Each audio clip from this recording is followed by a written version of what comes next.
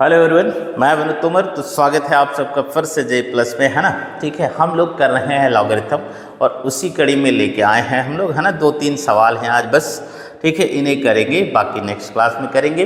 तो आओ पहला क्वेश्चन करते हैं, है ना। अच्छा, कल हमने प्रॉपर्टीज सीखा था लास्ट वाली क्लास में, तो उसमें से एक ये प्रॉपर्टी थी अपने पास, log m base a plus log n base a. इसको लिख सकते हैं log m into n base ए।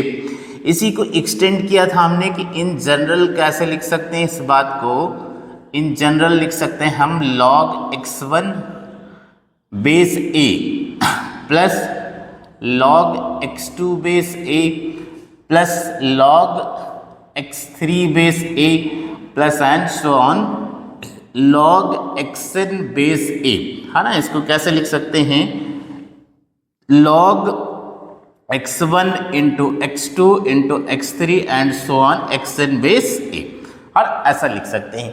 तो इस पर ही बेस्ड हमारा पहला सवाल है। आओ जरा करते हैं, है ना। ठीक है,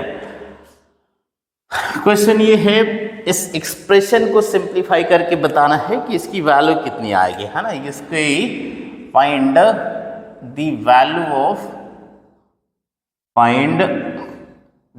value of log 1 minus 1 by 3 base 5, 1 minus 1 by 3 base 5 plus log 1 minus 1 by 4 base 5 plus log 1 minus 1 by 5 base 5 and so on till log 1 minus 1 upon 250 base 5, है ना। ये इस एक्सप्रेशन को सिंप्लीफाई करना है और बताना है कि इसकी वैल्यू क्या आएगी। तो ठीक है, अभी तो ये थोड़े अच्छे नंबर नहीं लिखे, 1 minus 1 by 3, 1 minus 1 by 4, थोड़ा इसको सिंप्लीफाई कर लेते हैं हम लोग पहले, है ना।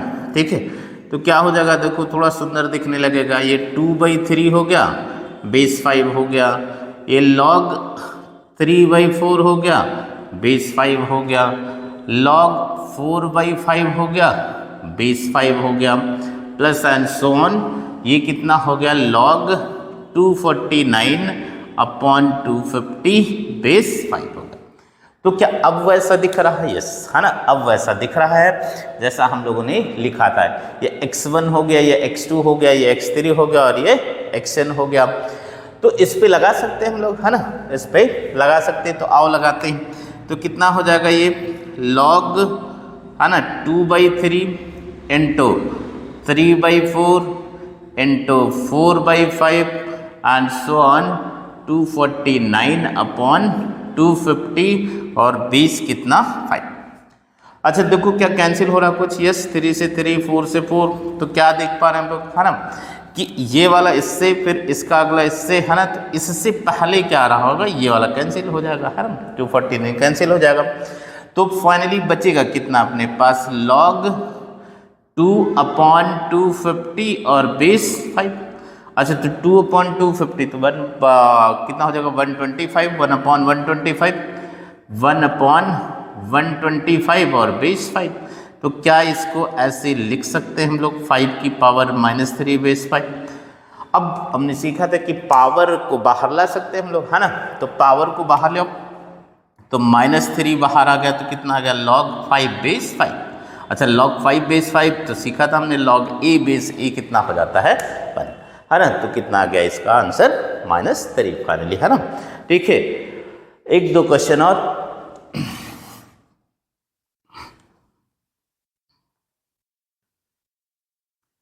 ये है हमारे पास नेक्स्ट क्वेश्चन है, इसको सिंप्लीफाई करना है, इसकी वैल्यू बताना है। इनफैक्ट सिंप्लीफाई करके log 2 बेस 10 इसका whole cube plus log 8 base 10 into log 5 base 10 plus log 5 base 10 इसका होल क्यूब।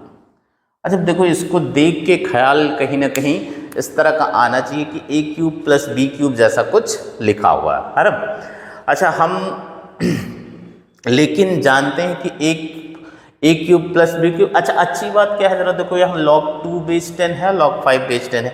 अगर इन दोनों को मल्टीप्लाई कर देते हो, sorry log 2 base 10 plus log 5 base 10 को सम कर देते हो, जरा देखो क्या मिलेगा इधर, है ना। log 2 बेस 10 और log 5 बेस 10 को मैं अगर सम कर दूं तो क्या ये log 2 इंटू 5 बेस 10 हो जाएगा, यस, है ना।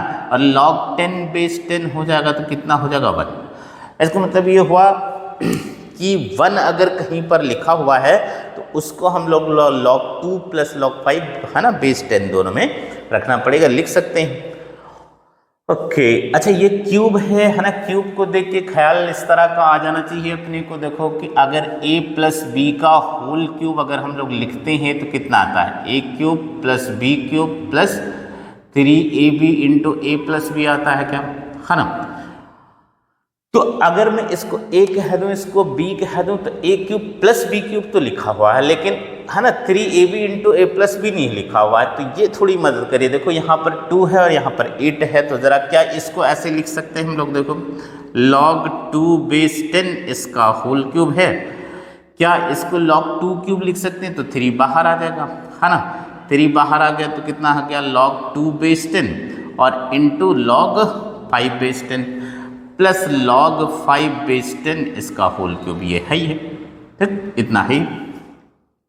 अब अभी भी बात बनी नहीं, अपने पास तो ऐसा चाहिए ना अपने को, तो अगर a प्लस बी का होल क्यूब लिखना है तो a cube plus B cube plus 3ab into A plus B चाहिए, ठीक है बना लेते हैं, ठीक है। ये इसकी मदद तो मिल जाएगी यहाँ से, देखो ये log 2 बेस 10 है इसका whole cube plus 3 log 2 base 10 into log 5 base 10।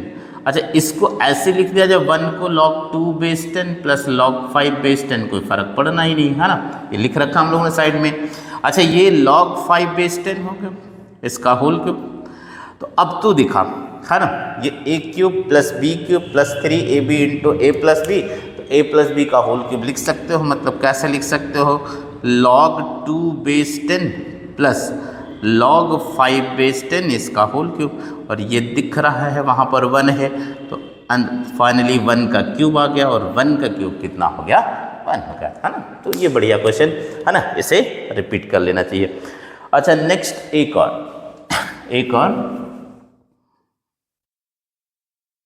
और ये जेईई मेन का क्वेश्चन है, ठीक है, आसान सा ही है, ठीक है। ये कह रहा है कि अगर मेरे पास कुछ ऐसा मिल जाता है, if log sin x into cos x, sorry log sin x base 10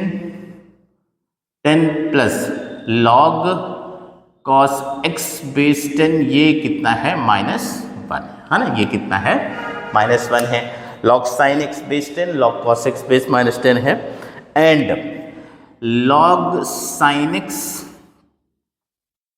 into cos x base 10 इसकी वैल्यू है log n बेस 10 -1/2, तो अपने को n बताना है कितना होगा, है ठीक है।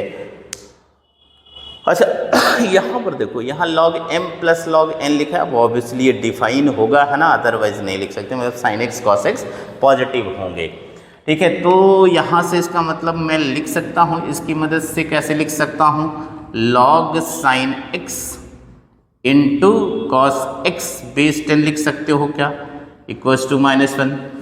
अब बस log हटा देते हैं, है ना, तो sin x into cos x कितना आ जाएगा, sin x into cos x 10 की पावर -1 मतलब 1/10, तो इसको लिख लेते हैं, है ना, ठीक है।